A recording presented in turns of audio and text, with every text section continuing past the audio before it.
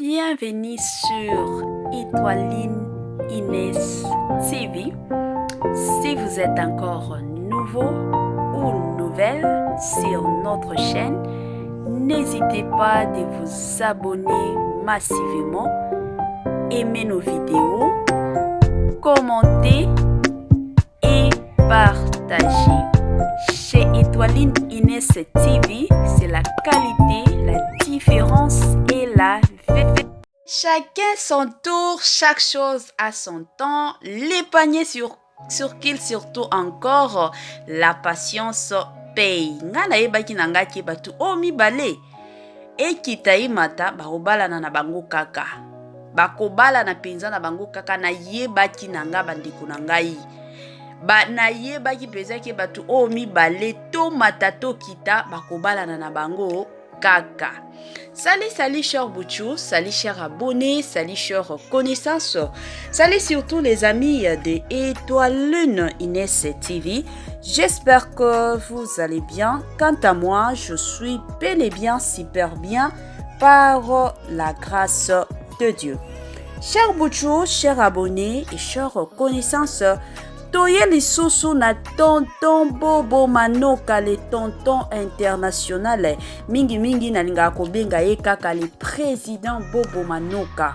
De l'autre côté, to moni paye moko dinana la douce yaba dinana et surtout la maman de Masolo Yakati. Tant on a miniature ya maman na ye na ba écran en tout cas à okota. Aotika pe commentaire azala bongo ye penza makambo mama na ye alinga ka penza ko landela ngo pas possible bande kunangai libala balobi soki moninga bali sepela babala kaka soki batu babalani na bango seke bandimani moko alobi na ndimi yo mosusu pe alobi na ndimi na ngai yo to continuer ka bongo ezala bisengo ezala ya bapasi ezala ya ndenge nini ngana lingi nanga kayo na poni na yong nanga kayo ezala bongo bandeko nanga avant to kota vraiment en profondeur ya mariage na biso ya lilo ya tonton Bobo Manoka na dinana la douce ba dinana na olingana nous na sensibiliser batu onyon surtout si c'est la toute première fois de visiter notre chaîne, une chaîne avec beaucoup de conseils, une chaîne plein d'analyses et pourquoi pas chaîne moko yaba conseil pas possible. Je vous prierai surtout de vous abonner massivement. Abonnez-vous. Cliquez aussi sur la cloche de notification pour surtout recevoir les nouveautés de notre chaîne. Aimez la vidéo, la famille, commentez et partagez. En tout cas, ekosala biso oyo penza tulobaka na biso chaque jour. Tokose makasi. La famille comme d'habitude nalinga soto beta masolo surtout ceux qui likamweza ya gu o wapi. Nalinga bien ozui kiti na yo vanda. Tia penza kiti na position ya bien. Soki oza na mbetu kolala te parce que olekana na pongi. Vanda na mbetu na position moko ya bien. Tia téléphone na yo soki olingi otia ba écouteur, soki ozala na télévision moi volume imatama likolo. Tia moi mai na yo pembeni, tia moi jus na yo pembeni, sucre na yo ezanga kate. De l'autre côté, comme c'est déjà 19h, en tout cas moi eloko kolia ezanga kate. Tala kaka biso déjà après 20h tolia kalisusu biloko makasi te. Siko na 19h awa profiter liaka fufu, liaka loso, liaka bakwanga na yo, liaka oyo nyoso tu olingaka soki olobike na olia mikate, liaka mikate to balipa liaka na yo. Mais 20h biloko bongo to liaka na biso te. Côté mosusu ozolia, côté mosusu ozomelaka. Côté pe mosusu ozolandaka oyo ya bino ya chaque jour na kombo surtout ya Étoiline Inès TV na système kaka ya oyo biso nyonso na bino na ngai tolobaka tokoso makasi. Bandeko na ngai libala yango dans la vie il faut kozalaka na patience. O balobaka la patience paye, c'est vrai. Ba réalité mosusu o tokutana kanango na vie bandeko na nga e bouleverser yote. E bouleverser yote dinana o bo mona espoir na ye ezalaki na mobile ya poto. Makanisi na ye nyonso ezalaki na mobile ya poto nde akobalanga. azokende na belle famille bino moko boyebi biso basi surtout nous les Bantous tozalaka soki mobali déjà za na poto ba promesse déjà libala ezoya bandeko tomikotisaka mwana batu Dinana la douce notre star la star du moment comédienne ya tongo la famille abando kende na belle famille na tongo aokendo sala misala atie nanu ki star na ye de côté atie nanu ki comédienne na ye de côté alobi non ça c'est le mariage ici on parle de mariage de comme le Camerounais balobaka na bango ici on parle mariage de donc yépe azaki bongo ici mariage donc il faut na kende belle famille na sala misala ao sala okuta ya mususu ba semeki na ba vandi wana bazana ba téléphone baso fina akuta basemeki na ye wana bazo solola ka ye akosala misala bandeko nanga s'il s'agit asala soki ndenge nini akosala ngo na système moko pas possible mais bolingo ezaka te mobali azo korespecta ka yete mobali azo considérer ka na yete mobali azo mona eneti loko moko boye esalemaka ezana batu ebele ya batu omona yo lingi penza mobali na motema nyonso mais mobali azomona yo te mobali azomona yo te azomona bolingo na yo te azomona ba sacrifice na yo te même cas avec Dinana la douce mobali na ye abando mona penza eloko moko te pa ya Dinana la douce bien que relation na bango ezalaki ya musika l'homme azana na poto mwasi azana na kina biso bandeko bolingo wana ya musika donc mobali si il s'agit à répondre Dinana n'importe comment na téléphone à répondre ye si il s'agit à rolobaki non afinga Dinana na téléphone à kosala ngo sans kobanga il était comme ça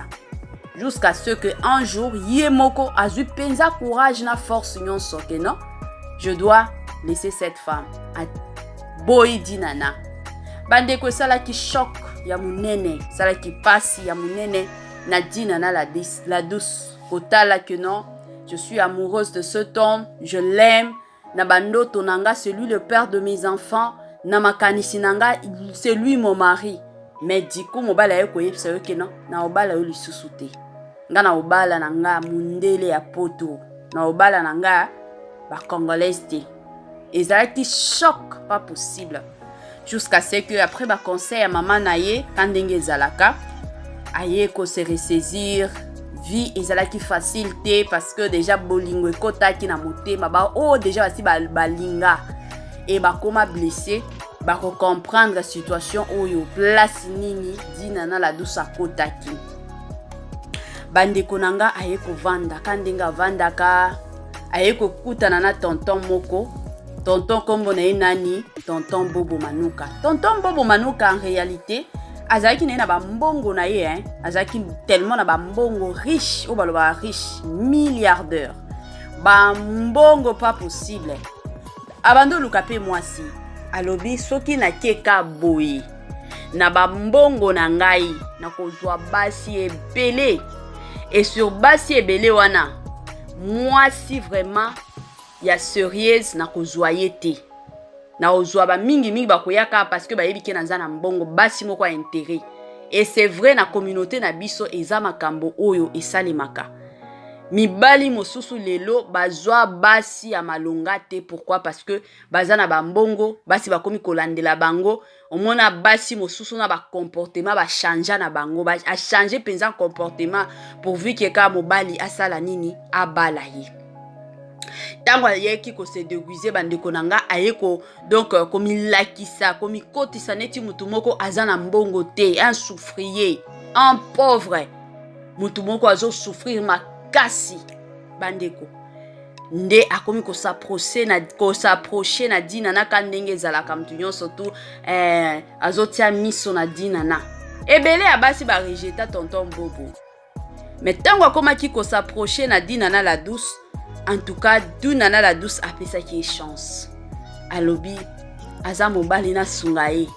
To banda, talaka déception on a outi, mobala ki poto akanisi ke non, c'est fini. Yende akomi. Batu mosusu ba okoma kali susu te. Nde ayaki kopesa tonton Bobo Manuka chance. na souffrance na ye wana apesi ya chance. Et puis tonton Bobo ayaki kosala bango test moko, aye kosala Dinana la douce na mama na ye, mama étoile, aye kosala bango test. Tonton Bobo Manoka ayaki kobela wana il faut hôpital, donc bien moko tonton Bobo Manoka planifié ki tout. Bandeko ba mema ye na hôpital, il fallait ba mbongo sikoyo. Donc Dinana la douce na mama na ye na baleki na ye mbongo baza na ngote. Ba komi kosenga ba cotisation, ba faire soigner tonton Bobo Manoka. Quel bolingo, quel niveau d'amour, quelle dimension d'amour. Wana paysan de balobaka bolingo. Bandeko ba sali cotisation zabaye ko sunga ba zui mbongo ba faire soigner tonton Bobo Manoka. Déjà acte wana bandeko nanga et touchaki tonton Bobo Manoka na niveau moko pas possible. Acte wana penza ekendaki ko tuta na motema lobi non. Famille oyo balinginga na nga moko bazolinga teke poche nanga kande tongona ka ba famille mosusu omona soki bayebi ke grande sœur nanga wana abali mobali na yazala na mbongo wana moni respect bakomi ko respecter mobali la grande sœur, mais grande sœur mosusu tellement ke bayebi ke mobali na yaza na mbongo te ata ko finga bakofinga e. Mais na famille a Dinana la douce c'était pas le cas. Donc pour na tonton Bobo Manoka en tout cas éprouva que non famille oyo penza elinginga na motema moko, elinginga penza na motema na bolingo penza ya solo balobaka bolingo penza ya solo bandeko na ngai. C'est ainsi que après ba makambo nyonso nde tonton Bobo Manoka ayaki komi lakisa baloba komi lakisa ko aye komi lakisa batu nyonso bayeba qui est tonton Bobo Manoka, un milliardaire. Bandeko nanga yango aye ko salisa Dinana la douce mariage de rêve, mariage moko kitoko, mariage moko pas possible, mariage moko ya honneur. Sikoyo boyo ka histoire bandeko nanga. Après mariage, tension na ba voisin ça va? Est-ce que tension na bango eza bien? Tension na bango eza nani pa ya tonton Omari? Tonton Omari mwana poto kobala zo bala kate. Tonton Omari na poto wana kobala azo bala te. Siko pona famille ya tonton Omari babando kanisa ke tellement Dinana ndenge bando kende pa na bango kosala kamisala babando kanisa ke non. Dinana la douce asi atula. Moi si moko atula na ye. Yango babando kanisa bongo nzoka abando kende na ye kusala misala parce que elle était amoureuse de son homme. Alinga ki mobali na ye pour ça na ye ezalaki ki a convaincre peu belle famille, si a convaincre déjà mobali a convaincre peu belle famille comme ça ba sala nini ba balana. Yango ezalaki penza ba rêve ya Dinana la douce. Mais bango ba kanisa ke non aza mwasi moko atula. Tango ba yaki koyoka information o bandeko nanga en tout cas et ça là qui bango vertige. Oh balobaka vertige. Bakoka ki ko supporter nouvelle oyote. Vertige na vertige pas possible bandeko nangai. Eza ya somo. Oto lobela bandeko nanga eza film oyo ezoleka na Dinana la douce TV des places film oyo ezoleka. Bandeko nanga tolandaki déjà première saison nango, première saison des places balingala ki na tonton Omari ayekpe ko voyager poto na saison kawana bandeko nanga anyokwamaki Dinana la douce anyokwamaki na belle famille ko kendo sala misala tala kaka na belle famille okutani na batu neti ba Aida Kapilas mutu deja ya mutu kizengi moko ya tongo kizengi moko bandeko nanga azo sambwisa Dinana la douce na niveau moko impossible. Et à part ça, aye kokutana na semeki neti Mimi Kabongo la fille de ouf. Moi si moko azalane ka vierge. Ti abota bongo mais azalane ka vierge. Ya azalane ka bongo. Bandeko nanga isomo. Imaginez bato a bongo. De ba semeki. Encore Dinana la douce de nature. Aza moi si moko alobaka na ye pamba te. Donc koloba na ye zalaka muke. Azala muto biloba loba te. Ezala ki somo me makasi kaka. abando mipesaka makasi ti na ndenge libala nango esimbaki nango te. Tala lelo nzambe aye ko élever ye. Bandeko nanga yango nalobaka nanga chaque jour chaîne na biso ezalaka chaîne moko ya batoli ya makasi. Bandeko dans la vie retard ezalaka te.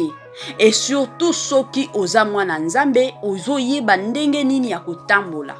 Bato ebele basi mosusu lelo batula pourquoi? Parce que balingi vie oyo ya bizwazwa. Nazwa na luka mobali waza na mbongo na sala boye. Mais soki ozaka mwasi moko oza posé ata soki okomi na 35 ans okobala penza okoti na ndako libala pe obali okomi pe kobota na libala na yo ya kitoko. Bandeko nanga libala eza teke no ifoka mobali azala na mbongo. Ebele ya ba couple lelo tomona mwasi na mobali babanda na zéro. Mobali kutu ata na musala azana ngote. Mais kondima kaka lobi na bala. Donc na obala kande Bible lobaka qui trouve une femme trouve le bonheur. Omoni pe mobali abali. Vie na bango peut échanger, histoire peut échanger, identité peut échanger. Bandeko nangai, yango to yeba surtout biso basi, soki oyebi ke nanu obali te, oza nanu selibashu, yeba ndenge nini akotambola, mobali soki aye na vie na yo sambela, tuna nzambe volonté ya nzambe. Seigneur, est-ce que celui mon mari, est-ce que celui mon futur mari, est-ce que celui le père de mes enfants? Bandeko, kota la teke non parce qu'il a la voiture, parce qu'il a une maison, parce qu'il travaille, raison pour laquelle on le lobananga ka wite. Wana saba matériel wana ekoki kokufa nango lelo. Et c'est la bon, il y a de ces personnes to mona mama bale belé mo bala bali mwasi na biloko nyonso mituka bandako musala moko kitoko kana okota na ndako libala après soki 2 ans de mariage calvaire et bandako nyonso bateki mituka nyonso bateki bakomi ko peine na vie. Alors linga mobali na oyo azanango. Donc de ce qu'il est, pas de ce qu'il a. Ebela batu batiaka ba confusion ebele ye ata soki mobali atali bo mobali wa mérité ngate mais na obala eka parce que azana ba mbongo na ngana okendo azana ba mbongo na ye na okendo souffrir na ngate na ndako libala te. Ba mbongo wana ce n'est pas dire que ba mbongo wana ekoumela ti boko ma ba 70 ba 80 ans te. Vie ya lelo ezalaka mwasi ozobunda mobali po ozobunda bozo construire faye na bino. Bo mona peke à un certain moment batupe ba bandolobela bino moni couple wana bakomi na mbongo pourquoi? Parce que mwasi azama yele mobali azama yele ba vandi esika moko bango nyonso ba travailler ensemble ale vie na bango ekomi pe ko évoluer. Ebele ya batu o babala na mobali azalaki soki na mbongo ndenge nini lelo histoire na bango ekufa. Ba makambo mosusu ekomi kokota na libala ngo mais omona couple wana ebandaki na zéro bazaki na eloko te lelo tina mutuka bakomi nango tina mapango bakomi kosomba. Pourquoi? Parce que batie mayele place moko batie nzambe liboso batie mayele na bango. Peut-être je m'excuse, l'homme travaille et la femme aussi travaille. Bango nyonso ba travailler ensemble. Mbongo ya mwasi eza mbongo mobali. Mbongo mobali eza mbongo mwasi. Donc bango nyonso mibali bazo traiter makambo na bango ensemble. Et vous allez remarquer que couple wana eko évoluer. Couple wana e okende liboso. Et ça la rapé bongo. Yango mwa toli lisusu ya muke kaka bandeko nanga surtout ba couple.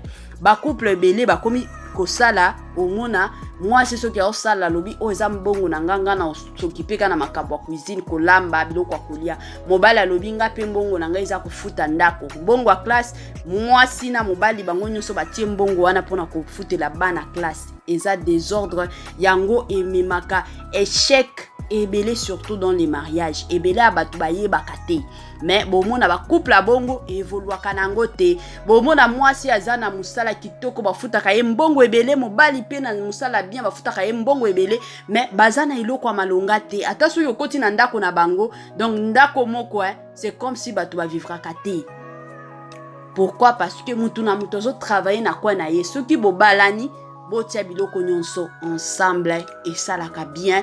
Vous travaillez ensemble, vous priez ensemble, vous mangez ensemble, vous faites vos histoires ensemble. Ba couple belé et kindaka wapi liboso. Pona bandeko na biso o nyonso tuna no ba s'abonner na chaîne ya Dinana la douceté. En tout cas, je vous prierai d'aller vous abonner sur la chaîne de Maman Dinana la Douce. Abonnez-vous. Faites aussi des commentaires et pourquoi pas des partages de ces vidéos. Et que ça la kaka kitoko na système na biso. Bande konanga na komi nanga na suka. Na pesa mo bambote na 2 personnes ka ya pamba. Lelo na opesa bambote nanga na yemoko Linda Bukulu. Na pesi bambote nanga na yemoko ndoyi ya motema Ines J'aime Antonia. Depuis quelque part yepe alingaka Dinana la Douce mingi. Et pourquoi pas muto suka masolo ya kati na pesi yo bambote. Ka ndenge zalaka na système moko ya bien makasi. Bye bye la famille et à la prochaine.